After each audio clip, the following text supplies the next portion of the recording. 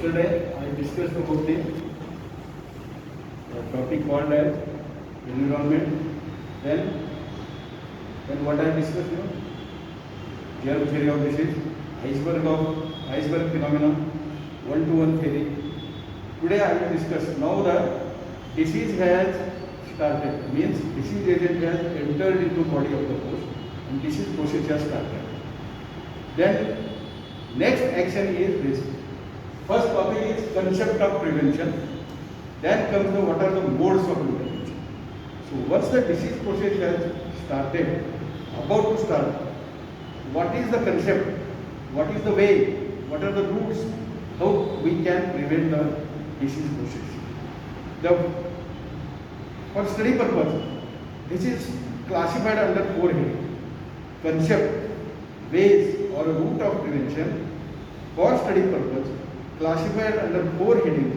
Number 1 is primordial prevention. Second is primary prevention.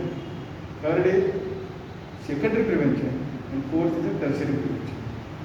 Again, when I was discussing the natural history of disease, I discussed the pre-pathogenesis phase, pathogenesis phase, and post-pathogenesis phase. The same concept, same idea I discussed here in detail. Only the words are different. What is meant by primary prevention?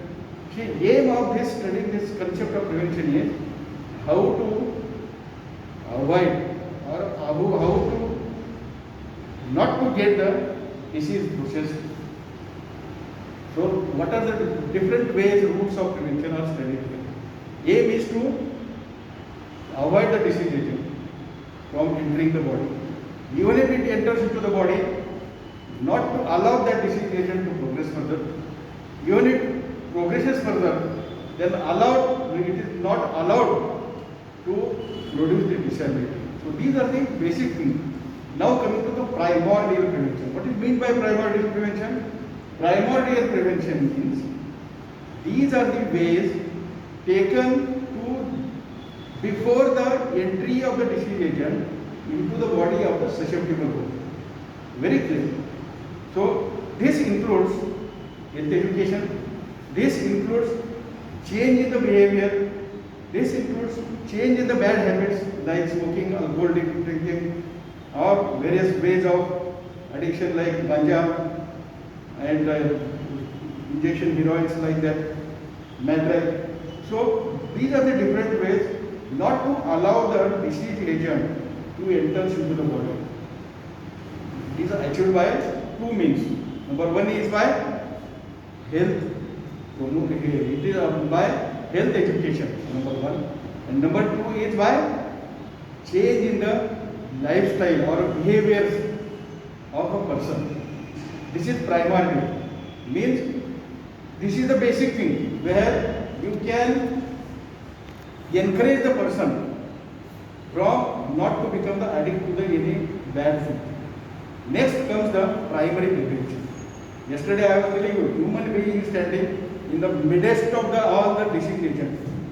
So primary prevention means we don't allow the disease agent to enter into the body of the person. So this is achieved by primary prevention is achieved by giving the or by treating the soil.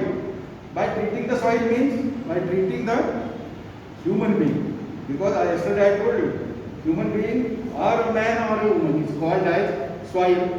Infectious agent is called as seed. So treatment of the soil is done in the primary prevention.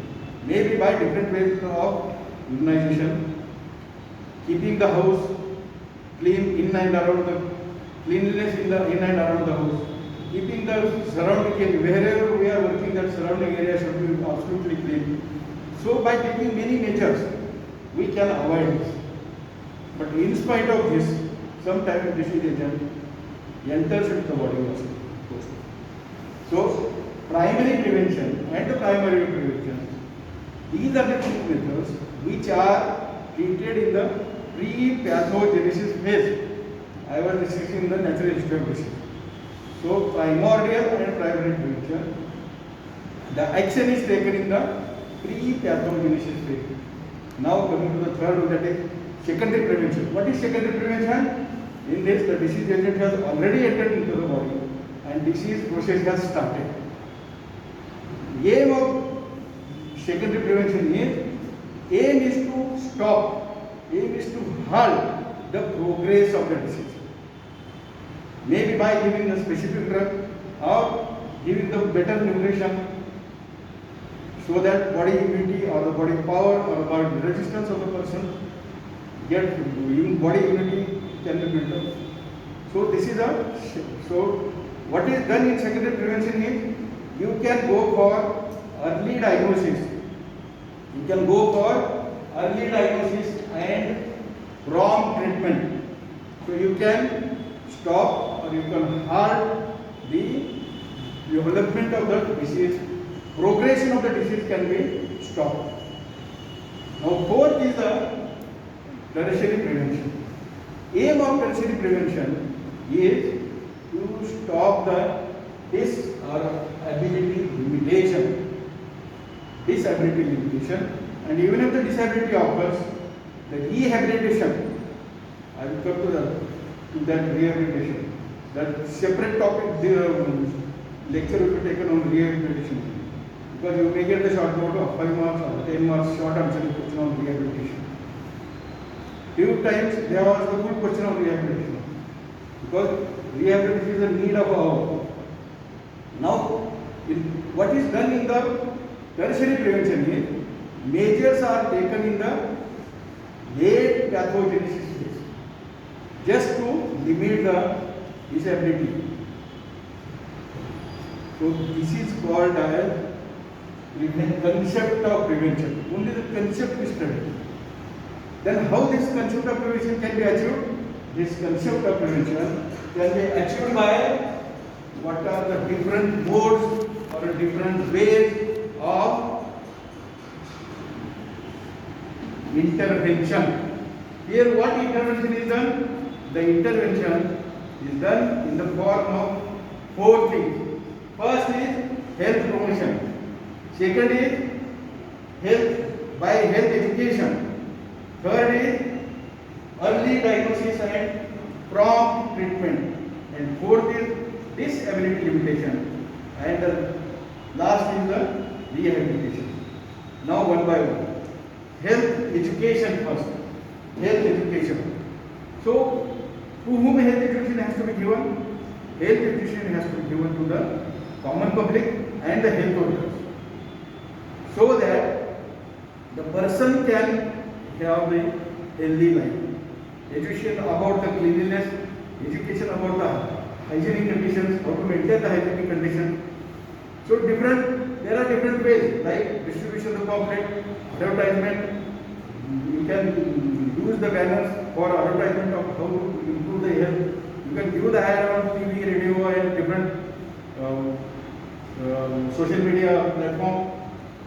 So health education is given to promote the health promotion. Health education is given to promote the health promotion. So we can, by doing this, the main aim is we can prevent the getting the infection or prevent the entry of the infectious agent into the body of the susceptible host. This is very important. Now coming to the health promotion.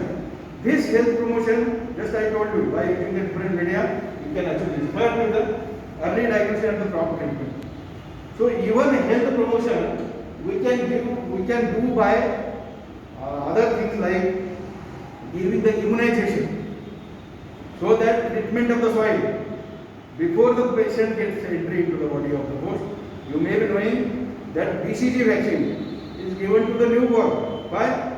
Because we don't want that person should get that baby should get in his or her life infection like tuberculosis. So treat the soil so that seed cannot enter into the body. Give the proper immunization, number 1.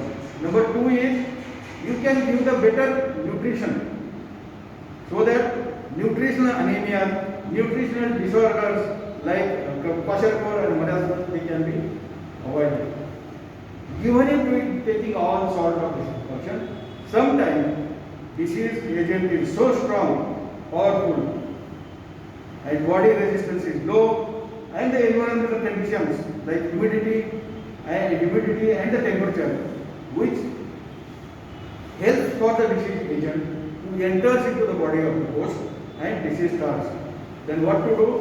Once the disease process starts, you have to take the measure called as early diagnosis and prompt treatment. Remember, this prompt word is important. Only if you write the early diagnosis and treatment, you will not get the marks. Early diagnosis and prompt treatment. This word has got meaning. So what to do is, if suppose the patient is getting fever, cough, chest pain, hemoptysis, diagnose. Early diagnosis of tuberculosis can be done. If the patient is taking abdominal pain, complaining of vomiting, complaining of reaching, complaining of difficulty in passing the stool, or if there is a history of going to the latrine after taking the food within half an hour, the patient takes the food and after within a half an hour the patient has to go for latrine, then suspect the worm infestation. So, early diagnosis of the disease. Once the early diagnosis is done, then you can have the prompt treatment.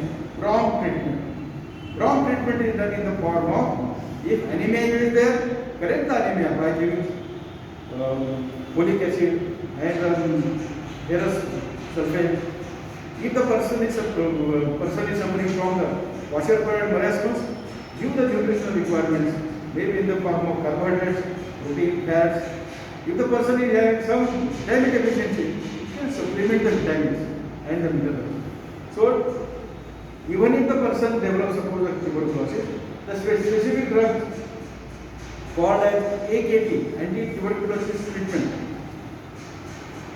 AKT treatment can be given in the form of what we call as capsaicin, acid, thiazidazole, or streptomycin injection.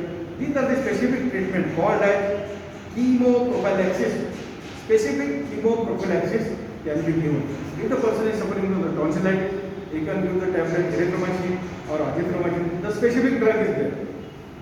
So this is about the early diagnosis treatment, and then comes the fourth one is the disability limitation. So what happens is, suppose a person is driving very fast and under the effect of the alcohol, then there is no control over the speed of the vehicle and he will suffer the accident. If accident occurs, multiple bone fractures, what we call as polytrauma can happen. He may get the head injury and person becomes disabled. So disability limitation can be achieved by giving the early diagnosis and treatment. But in some patients, the disability remains there. Maybe a medical, surgical, occasional form that needs the rehabilitation. And this rehabilitation I will discuss in the next class. Okay.